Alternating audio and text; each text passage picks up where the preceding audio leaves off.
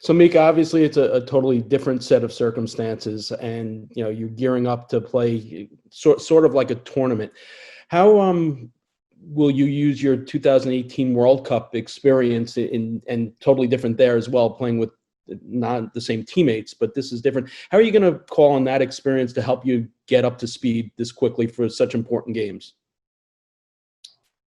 I think, I don't know, it's hard to kind of compare those two since it's a group stage and then it's just one quarterfinals and one semis and one finals. But I think the most important thing is it's like you said, it's a different situation and try to adapt as quick as possible and just making sure that you do everything in your power to be able to be ready for that.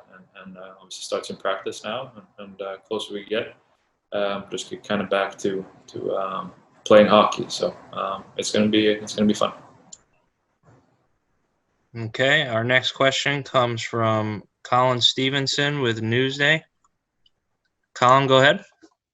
Hey, Mika, thank you for doing this, by the way. I'm curious as to how much working out and skating you were able to do in Sweden, since you guys didn't have the social distancing that we had here for the first couple months anyway. I mean, you were free to do whatever you wanted to do back then. So when did you start skating and that kind of thing?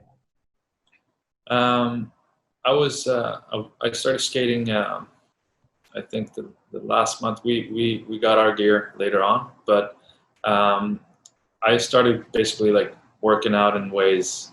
I didn't go to gym or anything like that, but I stayed active. I think the first day I got back, so played a lot of tennis, paddle, badminton, soccer, just to move every day and try to stay in shape like that. And then the last couple of weeks went on the ice a little bit more, and I was able to skate 3 times before now we started today. So in that sense, I feel like I did what I could during this time, even though it was open and stuff. It was obviously not completely normal in Sweden, but obviously a lot different from here. But I was able to stay active and stay in somewhat pretty good shape throughout this. So I'm happy that the opportunity we had over there was like it was.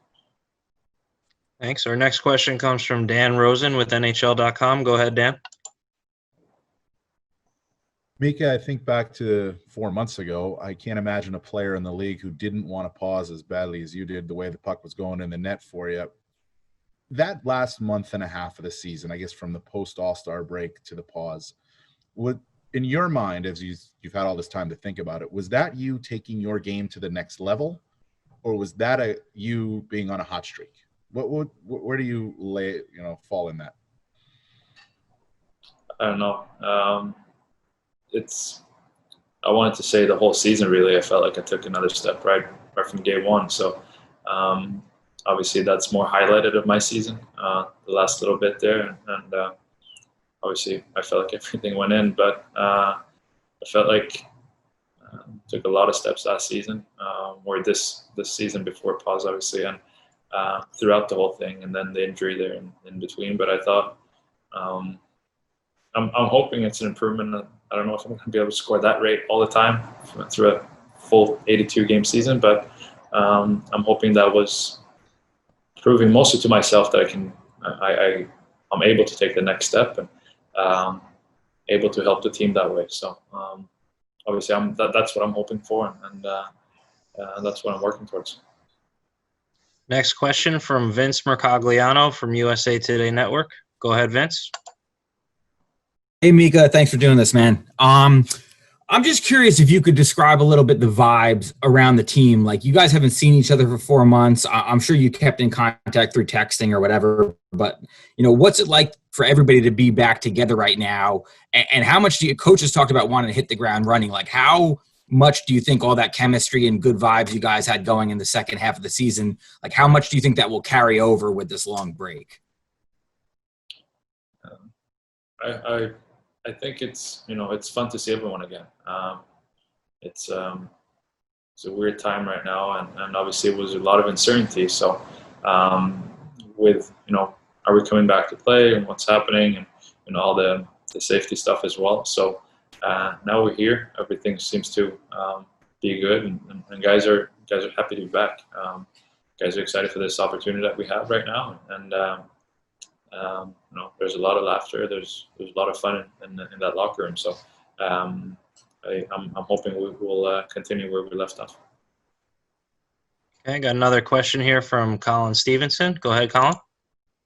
Hi, Mika. I'm just curious from a personal standpoint, if you ever had any doubts about coming back. I mean, you're in Europe there, where you're not socially distancing. It's not as bad as it is over here. I mean, did you personally consider this, return might not be the best idea for you? I think there was a lot of thoughts going into it, obviously. I think the uncertainty was the hardest part. Didn't really know what was going on, and you had two parts of it, obviously, with the CBA and then the return to play. And it's so hard to, one day you feel like this is probably not going to happen. Another day you get good news and it's going to happen. So there wasn't anything in my mind throughout the whole time where I said, yeah, we're playing or we're not playing, or it's a good idea or not. I think it's finding a solution and whether it was best for this situation. And we're here now, so that's nothing I'm thinking about that way. But obviously there were doubts, so I'm not going to lie, some days. But we're here now, and we're happy to be back. Just if I could follow up a little bit, because you did mention the CBA, which has been extended until 2026 now. I know there was some issues that on the players' end, escrow and whatever. I mean, how do you feel about the extension of the CBA and the deal you guys ended up with? I don't really have any comments right now. My focus right now is just to play, be here in practice. Now the decision is for us to play, and that's the only thing I'm going to put my energy into. Practicing, working hard, and see how far we can get with this group. I have another question from Mark Rosenman. Mark, go ahead. Mika, I noticed on your shirt that you're wearing there, it says no quit in New York. I know in the past where certain areas have been hit, and you take Vegas with the mass shootings there, the team kind of rallied around it. Obviously, every team has the same rallying point, but how important is it for the Rangers to represent New York and give the New York Ranger fans something, a distraction for everything that's been going on in the country now? How important as a group do you guys feel it is to come out of that gate, not only for yourselves personally, but for the state of New York? I mean, I think in any situation, in any game, and the years I've been here, you notice how much the Rangers mean for the city, and how much the city and all the fans mean for us, the players, and the organization as a whole. So,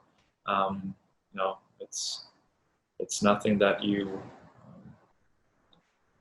think about as much that way, but at the same time, you have that in the back of your mind, and it's you're proud to be a part of the Rangers, and to be able to be in a city like New York and everything that's been going on. I think that's something you strive every day to be the best you can be, and representing the organization for the Rangers and the city of New York. So it's definitely an honor.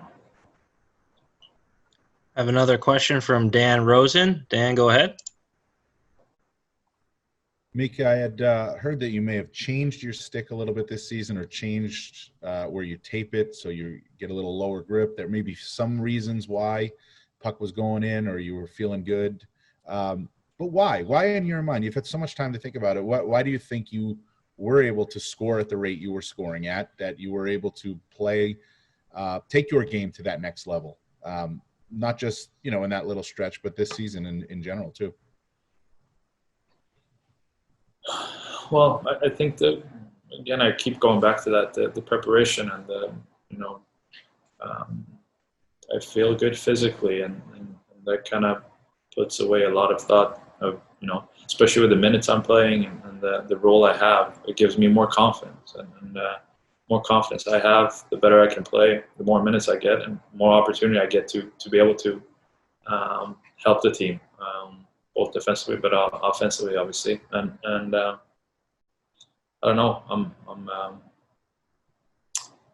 I don't worry about it that much, or I'm not asking myself all these questions of why did I score so much at the rate I did at the end or whatnot. I'm just trying to play. I'm just trying to develop, and each and every year, each and every day. So for me, it was, I felt obviously more confident, and the puck went in, and maybe I shot a little bit more. I don't know.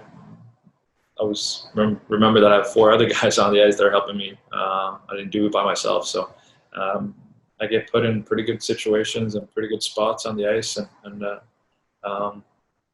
teammates obviously unbelievable job to get me that puck in that situation, and I was able to score. So I don't know. I'm not trying to think about it that much. Again, you guys can analyze why I scored and where I scored from and whatnot, but I'm just trying to play hockey.